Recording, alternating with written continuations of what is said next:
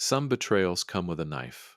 Mine came with a phone call from my own son on a Tuesday morning while I was drinking coffee on a porch he thought he'd already taken from me. He was wrong. The phone rang at 8:14, his name on the screen. I answered. "Dad, we've made a decision. We're listing the cabin. You need to be out of the Kettner property by the end of the month. But first, my name is Jude Logan, 71 years old, retired civil engineer, father of two boys I raised with every calloused inch of these hands. I moved to Cedarville, Wisconsin in 1982, the same year I married my late wife, Renee. We bought a modest split level on Harmon Ridge Road, raised the boys in that house, buried a dog named Chester in the backyard, and built something most people spend their whole lives chasing. A life that actually felt like ours. But this story isn't about that house. This story is about two lakes, two cabins, and one son who got too greedy too fast and forgot that his dad didn't just build things, he planned them.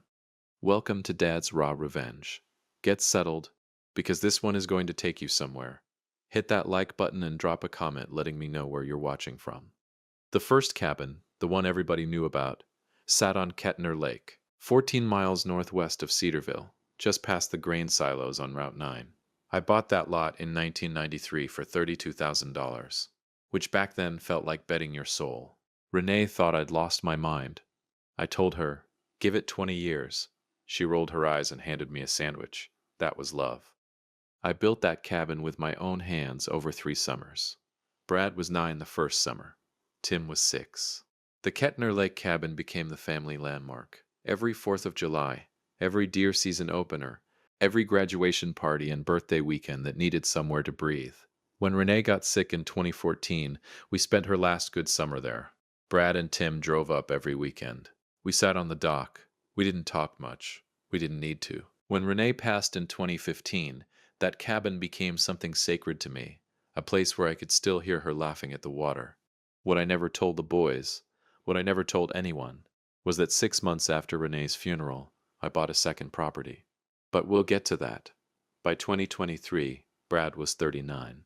Divorced once, remarried to a woman named Kelsey, who had expensive taste and a gift for spending money that hadn't been earned yet. Tim was 36, good-natured Tim, softer than Brad. The kind of man who goes along with things because disagreement makes him uncomfortable. I loved my boys. I want to be clear about that. I loved them the way you love something you built from nothing. But I had watched Brad change over the years, slowly. The way rust takes offense. You don't notice it until the whole thing is compromised. He started talking about assets at Thanksgiving. Started asking about my plans with a little too much enthusiasm. Started steering conversations toward my property like a man who'd already done the math. I noticed. I just didn't say anything. That November, cool enough for a jacket, one of those Wisconsin mornings where the fog sits on the fields like it's paying rent. My phone had already delivered the blow at 8:14 a.m. But what I haven't told you yet is everything that led to that moment. Everything that made Brad Logan bold enough to call his 71-year-old father with a deadline. It started 2 days earlier. Brad called on a Sunday. His voice had that tone, the careful one. The one he used when he was about to say something he'd rehearsed. "Hey, Dad." Casual. Too casual. "Brad." I took a sip. "You're up early." "Yeah. Listen." He cleared his throat. That throat clear. I'd known that sound since he was 16 and had something to confess. "Tim and I have been talking." "Here we go." "Okay," I said. "About what?" "About the cabin." Pause. "The Kettner place." I set my coffee down. Slow. "What about it?" "Dad, look. You're 71. You're up there alone most weekends. The property taxes have gone up. The maintenance is... when's the last time you replaced that dock section on the east side?" "Last spring." "Right, but..." "Brad." My voice was flat.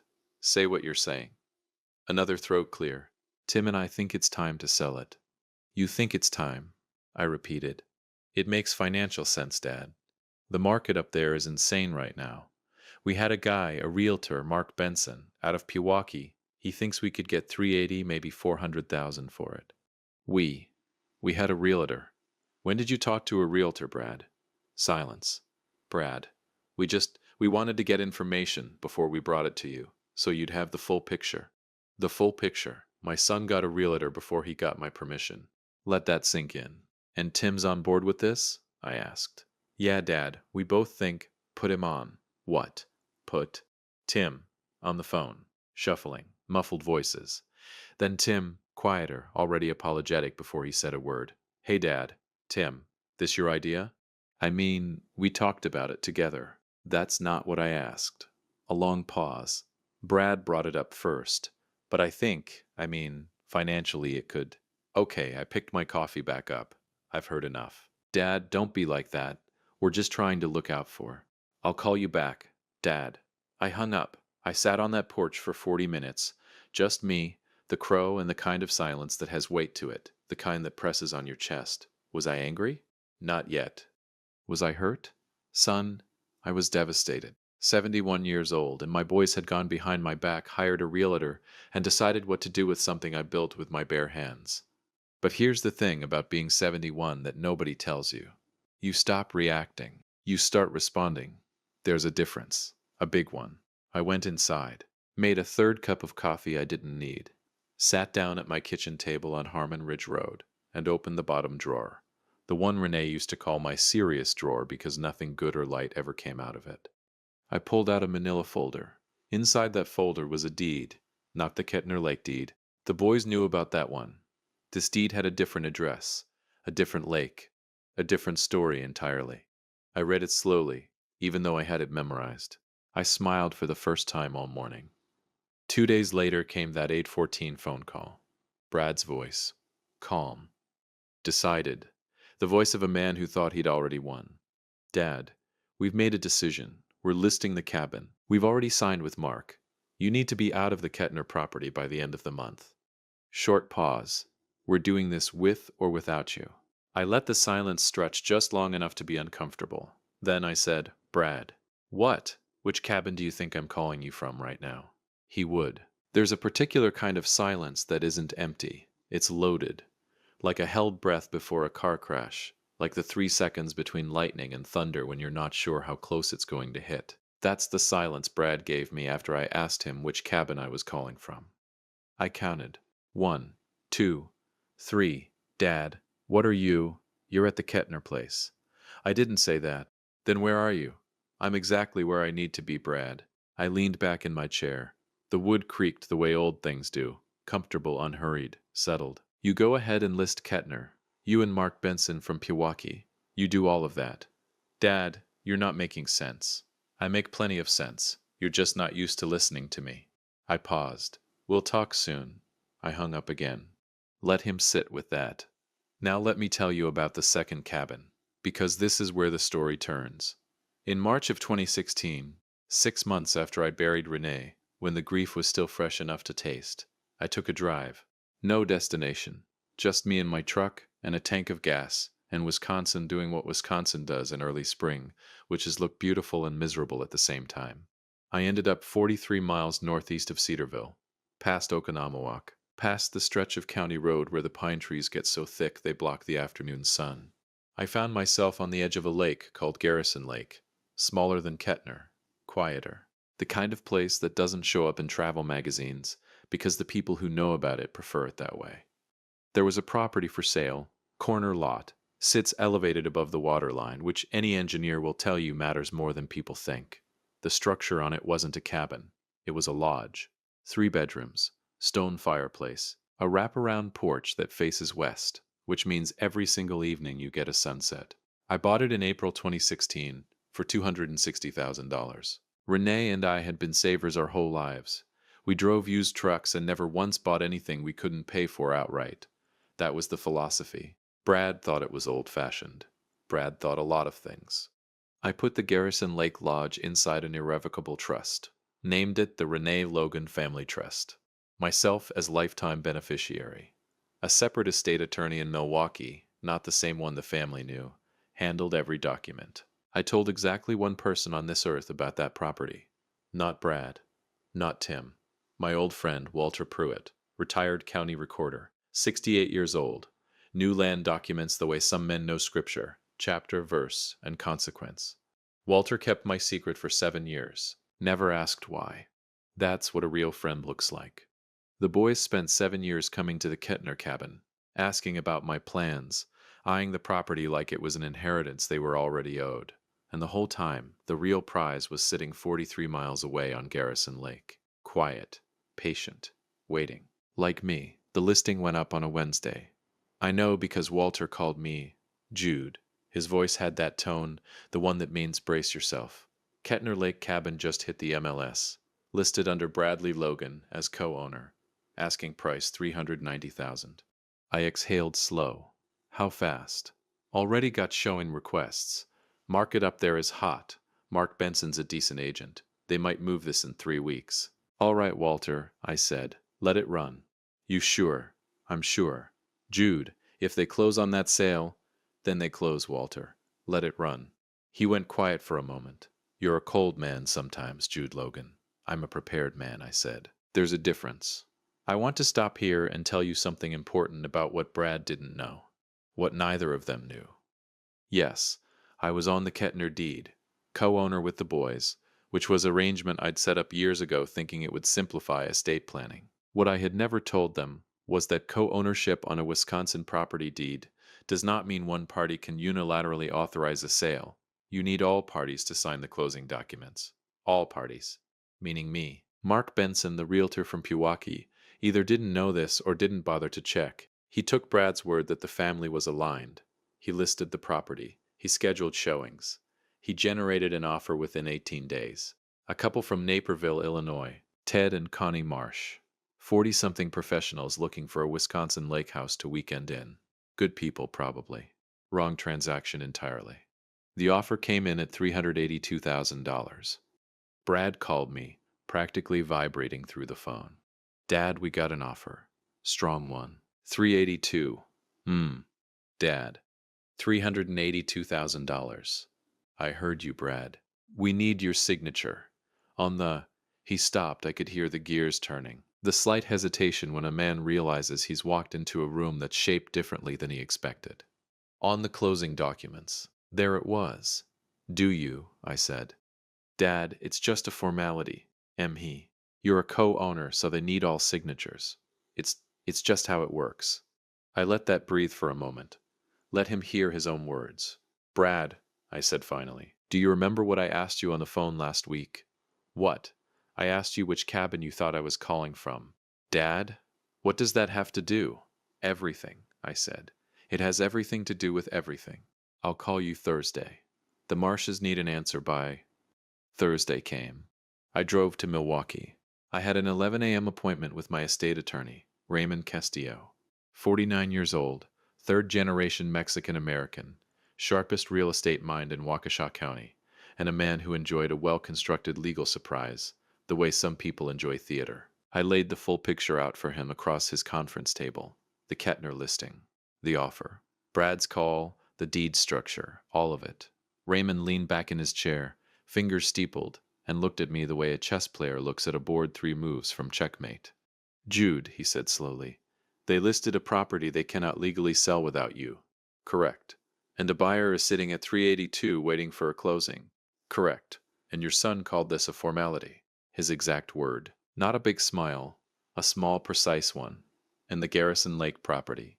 Irrevocable trust. Renee Logan Family Trust. Recorded April 14th, 2016. Milwaukee County. Unreachable. He nodded slowly. So what exactly do you want to do here, Jude? I folded my hands on the table. I want to let it get all the way to the closing table, I said. I want Brad to shake that man's hand. I want Tim to stand there in his good jacket. I want Mark Benson to lay out his folder full of documents. I paused. And then I want you to make one phone call. Raymond looked at me for a long moment. You planned this, he said. I planned for the possibility, I corrected. There's a difference. He laughed. Actually laughed. Jude Logan, you are a genuinely terrifying man. I'm a prepared man, Raymond. He reached for his legal pad. All right. Let's talk about that phone call. The closing was scheduled for a Monday morning, December 3rd, 9 a.m. The title company was a firm called Lakeland in Delafield. Clean office, good coffee, the kind of place where large amounts of money change hands with very little ceremony. Brad had called me twice over the weekend to confirm I was on board. Once to ask if I needed directions to the office. Directions. To Delafield, 40 minutes from my house. He thought I was losing it. He thought the old man needed directions. I told him I'd be there. I was there 12 minutes early. Brad walked in at 3 minutes to 9. He was wearing his good jacket, navy blue. Tim was right behind him, hands in his pockets, eyes moving around the room the way Tim's eyes always moved when he was uncomfortable. The Marshes, Ted and Connie, were already seated, pleasant-looking people. Ted had a firm handshake and the energy of a man who'd been looking forward to this for weeks. Mark Benson was at the head of the table with his folder, efficient, ready. The title officer, a woman named Paula Jennings, had the documents stacked and organized. I sat in the corner with my coffee. Brad saw me and relaxed visibly. The tension dropped out of his shoulders. He actually smiled, that smile. The smile of a man who thinks he's already won. Dad. He crossed the room, hand extended. Glad you made it. I shook it. Wouldn't miss it. So we're good. We're good, Brad, I said quietly. He went to his seat. Paula Jennings began her opening remarks. Mark Benson uncapped his pen. Ted Marsh leaned forward, ready. And then, my phone buzzed. Text from Raymond Castillo. Ready when you are. I stood up. Every head in that room turned. Jude, Paula Jennings said, is everything... I apologize, I said, calm as a Sunday morning. There's a call I need to take. Raymond, my attorney, he needs to speak with someone in this room. I looked at Mark Benson directly. Specifically you. Benson blinked. Me. You. Brad stood up halfway. Dad, what is? Sit down, Brad. The tone in my voice. Something in it. Something final, he sat. I stepped into the hallway and called Raymond. 30 seconds later, I walked back in and handed my phone to Mark Benson. I watched his face as Raymond Castillo spoke. Watched the color change. Watched the pen lower. Watched the moment a man realizes the transaction he built is standing on air. Benson said 3 words into the phone. Just 3. Say that again? Short pause. Then nothing. He handed me my phone back. Looked at Brad. Looked at the documents in front of him. Looked at Ted Marsh, who was now leaning forward with an expression that had shifted from excitement to alarm. Mr. Logan, Benson said carefully, and he was talking to Brad now, not me. This closing cannot proceed. Ted Marsh's chair scraped back. Excuse me. The property cannot be transferred without unanimous co-owner consent, full consent. Documented and verified. Benson's voice was controlled, but his jaw was tight. There is a structural issue with this transaction that should have been caught at listing. Should have been caught at listing. That's attorney language for, this is your fault. Brad turned to me. Slowly. The way you turn when you already know what you're going to see. Dad. I picked up my coffee cup, took a sip. Let the silence do what silence does when it has something to say. You know what your mother used to tell me? I said. She said, Jude, you think 6 steps ahead and you never tell anybody. She meant it as a complaint. I set the cup down. Turns out it was a compliment. Tim put his face in his hands. Ted Marsh was on his phone calling his own attorney. Mark Benson was staring at his folder like it had personally betrayed him. And Brad just stared at me. My oldest son, 39 years old in his good Navy jacket. What did you do? He whispered. I smiled. The first real, full, unhurried smile I'd had in weeks. Son, I said, we haven't even gotten to the part about Garrison Lake, yet. He didn't know about Garrison Lake. Nobody did. And that right there, is where everything changes. If you have been listening for a while, drop your thoughts in the comments. Hit the like button while you're at it, and be sure you're subscribed. There are moments in a man's life that don't announce themselves. They don't arrive with fanfare or warning. They just appear, quiet, inevitable, already decided. And all you have to do is stand still long enough to let them unfold. This was one of those moments. The Lakeland conference room in Delafield, Wisconsin had gone from a closing to a crime scene in under 4 minutes. Not a crime scene with tape and badges. The other kind. The kind where everybody in the room slowly realizes that something has gone terribly, irreversibly wrong. And the only question left is who's going to have to answer for it. Ted Marsh was standing now. His wife Connie had her hand on his arm, the way wives do when they're trying to keep their husbands from saying something that ends up in a deposition. Ted was a composed man. You could see him working at it in real time. I want to understand, Ted said, his voice measured and deliberate. Are you telling me this sale cannot close today? Paula Jennings, the title officer, looked like she wanted to dissolve into her chair. Mr. Marsh, there appears to be a co-ownership issue that we've been under contract for 3 weeks. Ted's composure was thinning at the edges now. We had inspections done. We paid for an appraisal. My kids are already telling their friends about the lake house. No, Connie. We drove up here from Naperville. Mark Benson raised both hands. Mr. Marsh, I understand your frustration completely, and I want to assure you that we are going to get to the bottom of... The bottom, Ted said, turning to look at Benson with the flat eyes of a man doing math he doesn't like the answer to, is that you listed a property you apparently didn't have the legal right to list. The room went silent.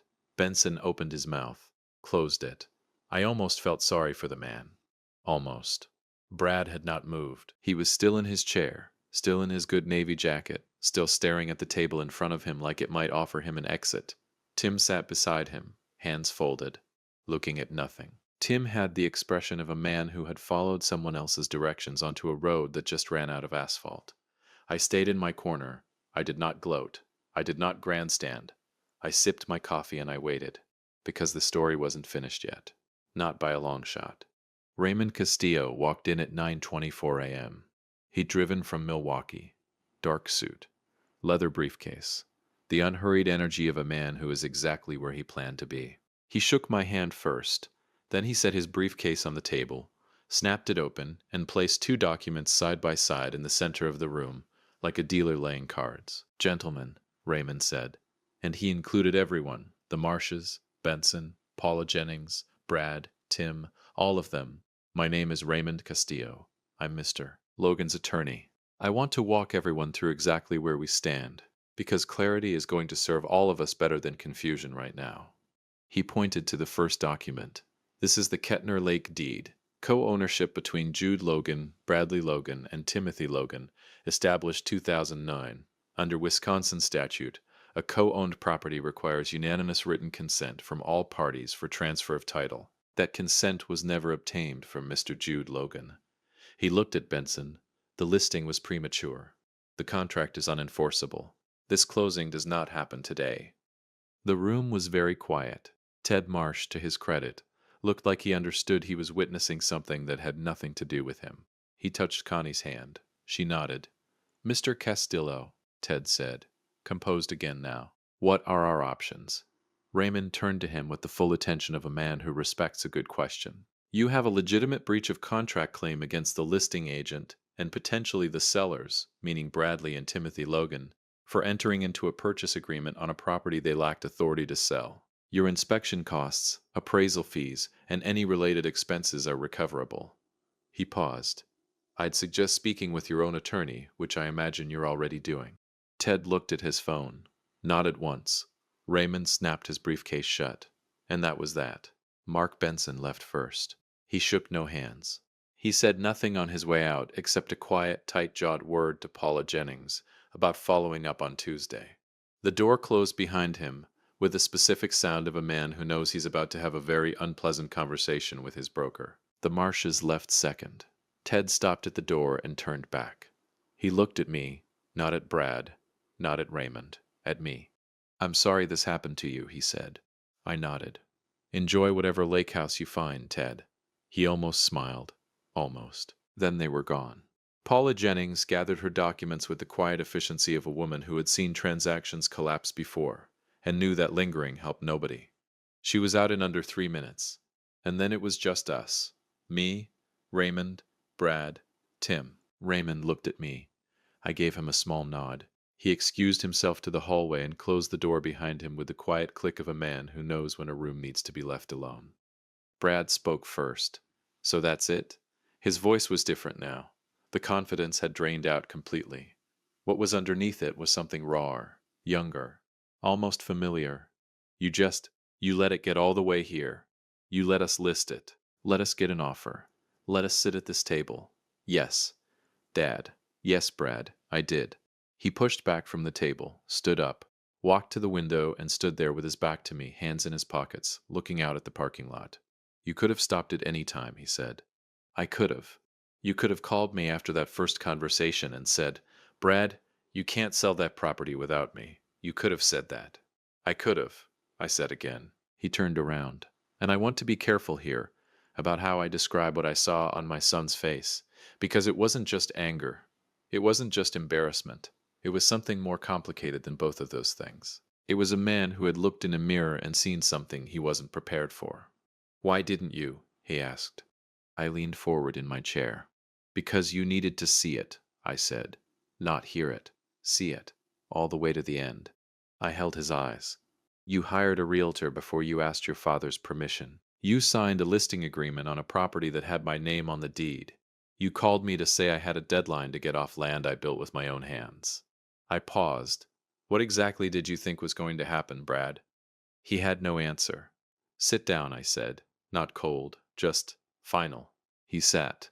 I stood at the head of the table, the spot where Paula Jennings had been organizing documents 20 minutes ago, and I looked at my boys, really looked at them. Brad in his navy jacket, Tim with his hands folded like a man in a church he no longer believed in. I took my time. "I'm going to say some things," I said quietly. "I need both of you to just listen.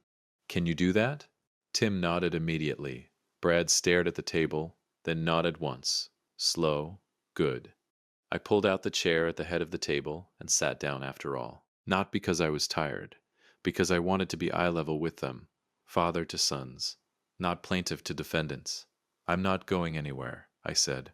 "I'll be on Kettner Lake every deer season opener until my body decides otherwise. You are welcome there, both of you. That hasn't changed." Tim exhaled. His eyes were wet at the corners. Tim always felt things first and thought about them second. That was never his worst quality.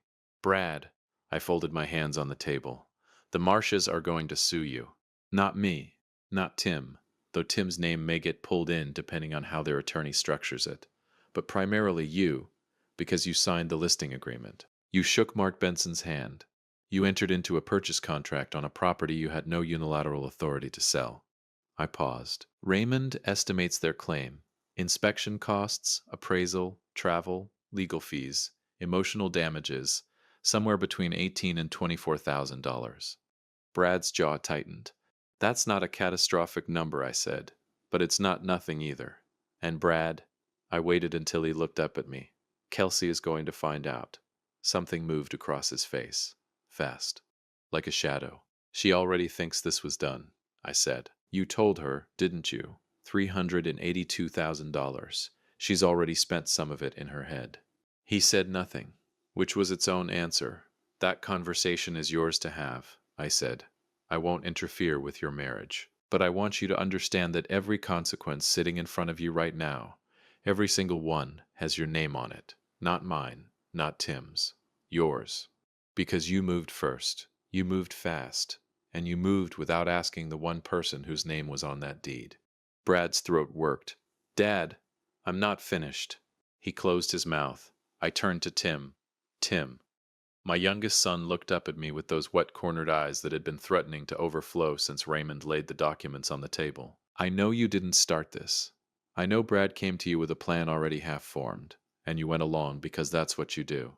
Because disagreement makes you uncomfortable, and Brad makes disagreement feel like a personal attack." Tim exhaled, shaky. "But son, you're 36 years old.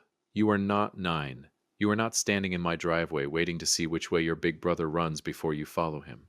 I leaned forward slightly. "You knew this wasn't right. I could hear it in your voice on that first phone call. And you did it anyway. That matters." "I know," Tim said quietly. "Dad, I know." "Good." I sat back. "Then what I'm about to tell you won't come as a surprise." I reached into my jacket pocket and placed a single folded document on the table between us. I didn't unfold it, just let it sit there. Both of them looked at it. "I spent yesterday morning with Raymond," I said. "We made some changes." Brad's eyes came up slowly. "What kind of changes?" "The kind a man makes when he realizes he needs to be more deliberate about his legacy." I kept my voice even. "Measured. The Kettner Lake property. The cabin you listed, the cabin you handed a stranger the keys to without my knowledge. I've restructured the deed. It is now held solely in my name. Both of your names have been removed." Dead. Flat. Silence. "Dad," Tim started. "It's done, Tim. Already recorded at the county courthouse as of yesterday afternoon." I looked at Brad. "You wanted to sell it so badly. Now you can't. Because it's not yours to sell anymore. It never really was. But now the paperwork agrees with that fact. Brad's hand on the table curled slowly into a fist, not aggressive, the way a man's hand curls when he's absorbing something that physically hurts. And the Garrison Lake Lodge, I continued. The Renee Logan Family Trust. I've updated the successor beneficiary designations. I finally unfolded the document, slid it to the center of the table where both of them could see it without having to reach. Walter Pruitt's daughter runs a land conservation nonprofit out of Madison. Beautiful organization. They preserve working waterfront properties across Wisconsin, keep them wild and accessible for the public. I smoothed the document flat with one hand. When I'm gone, Garrison Lake goes to them. The air went out of the room. Not dramatically, not all at once, just slowly, like a tire losing pressure. Like two men realizing simultaneously that the thing they'd been circling for years, the thing that made them hire realtors and sign listing agreements and call their father with deadlines, was never going to have their names on it, not ever. Brad pushed back from the table, stood up, walked to the window again. Same window as before, same parking lot view, but everything outside it had shifted. A nonprofit, he said. Flat. A nonprofit, I confirmed. Dad. He turned around, and here is where I want to be precise about what I saw. Because it wasn't rage. It wasn't the entitled frustration of a man who'd been caught scheming. It was something rawer than that. Something I hadn't seen on Brad's face since he was a teenager and had broken something he couldn't fix. I didn't think it would go this far. I know you didn't, I said. I thought we were helping. The taxes, the maintenance. You're up there alone. Brad. My voice was gentle, but it didn't move. You hired a realtor before you asked your father. Whatever you tell yourself about your intentions, that's the truth of what happened. A man who is trying to help asks first. Tim was crying quietly, not loudly. Tim never did anything loudly. Just two slow tracks down his face that he didn't bother wiping. Is there anything left? Brad asked. And he meant it the way a son means it, not the way an heir means it. For just that moment, he wasn't 39 years old in a navy jacket. He was 9 years old with a crooked nail and sawdust on his shoes, looking up at me from the floor of an unfinished cabin. Lord, is it something? What time does to people. What greed does, what fear of being left out does to men who were once just boys handing their father nails. I looked at my oldest son for a long moment. I laughed, not a big laugh. Not a cruel one. Not the laugh of a man gloating over a defeated enemy. Just that specific quiet laugh that starts somewhere deep and comes out slow. The kind Renee used to say meant I knew something nobody else in the room knew yet. Brad recognized it immediately. His eyes changed. Good. He should be paying attention. I let the laugh settle, let the room get very quiet around it. Then I leaned forward and folded my hands on the table one last time. Brad. My voice was even, unhurried. Garrison Lake Lodge was appraised last month. You know what Raymond's appraiser came back with? He said nothing. Waiting. $1.1 million. The number landed like a stone dropped in still water. I watched the ripples move across both their faces. Brad at the window. Tim at the table. That lodge. I said it slowly so every word had room to breathe. That property you never knew existed. The one sitting 43 miles northeast of Cedarville, on a hill facing west, with a wraparound porch and a stone fireplace, and a sunset that'll make you believe in something again. I paused. That was going to be your inheritance, both of yours, divided equally, the way your mother would have wanted. Silence. The specific kind that has physical weight. You were about to sell Kettner Lake for $382,000. I let that number sit next to the other one, so they could feel the distance between them. Split two ways. $191,000 each. I looked at Brad directly. You threw away $1.1 million to get $191,000. Tim made a sound. Not words. Just a sound. The kind that comes out of a man when something hits him somewhere he wasn't protecting. Brad didn't make any sound at all. He just stood at that window, and I watched my oldest son do the math he should have done before he ever picked up the phone and called a realtor. I wasn't hiding Garrison Lake to punish you, I said quietly. I bought it because I needed something that was mine. Something that still felt like your mother. Something nobody could put a price on. I paused, but I always intended for it to reach you eventually, when I was gone, when it was time. That's all you did. You got impatient, and you rushed the timeline. and in doing so, you changed the destination entirely. I buttoned my jacket. $1.1 million. I said it one final time.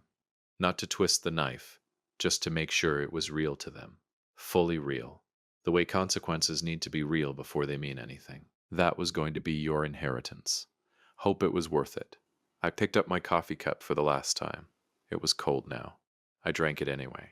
Then I put the document back in my jacket pocket. You're still my sons, I said.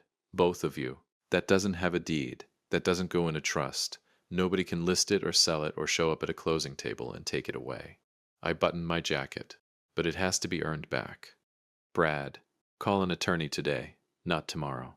I looked at Tim, and Tim, go home and sit with what you know about yourself after today. Don't run from it. Sit with it.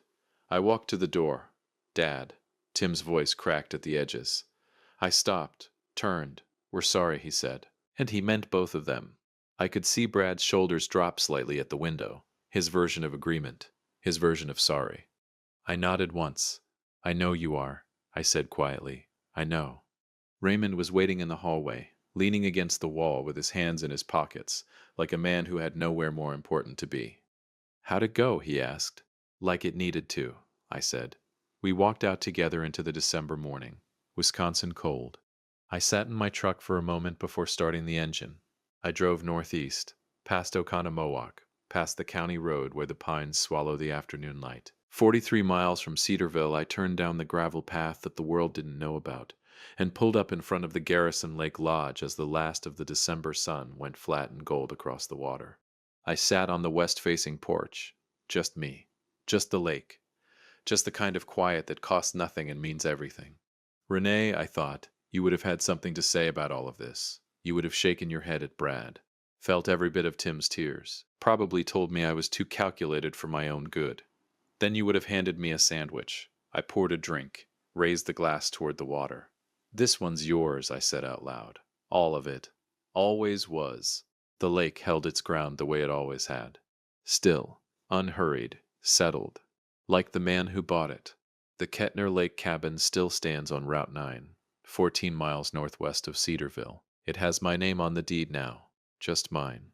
The way it always should have been. Brad called Raymond 3 days later about the Marsh situation. The settlement came in at $21,000. He paid it.